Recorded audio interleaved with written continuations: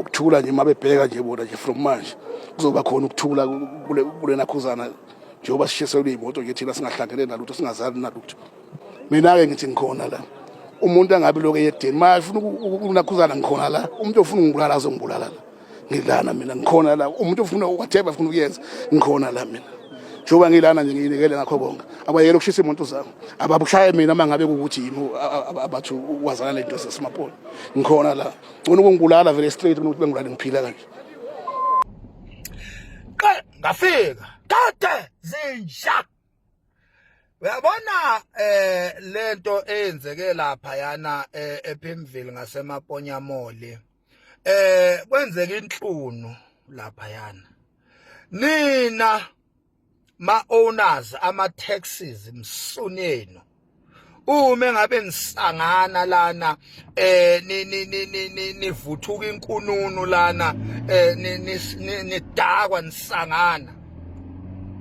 ebese lamagolo lawa anisebenzelayo ahambe aye lapha yana phambi kwegate laseMaponyamoli ayo lokhuza laphana ayovimbela ama-Uber laphana avimbela ama-Uber bayajika babophela ama-Uber drivers ey'tulweni zama-Uber bayabashisa laphana bashisa iy'moto bashisa abantu msunyonyoko. Singomakanya sifuna ukunitshela-ke nina ama-taxi owners alapha ya elokhuzeni kwi-Khisani Road laphayana ukuthi niyasangana nina zinja niyathakwa nina msunu kusho thina singomakhanya asinesafu futhi ngeke nisenze lutho sithi namagolo nje uyabona inhlunu leyanto inhlunu yegeja leyanto eniyenze lapha nina zinja inhlunu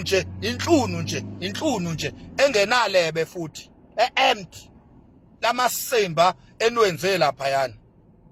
uyabona kunalesiphuqa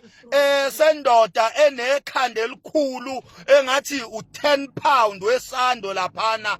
abayishisele iquantum laphana iyaqhamuka iyasantuza umdido nembobo laphana izodabukela itaxi kunemphefumulo yama Uber drivers eshisiwe laphana lomsunwenja we-taxi owner uzodabukela itaxi yakhe uzokhalela itaxi yakhe uzuyasonga laphana usongela abantu uthi nicabanga ukuthi sekuzoba khona ukuthula ke nicabanga ukuthi sekuzoba msunuka nyoko wena nja gololenja ongenazwelo nenhliziyo embi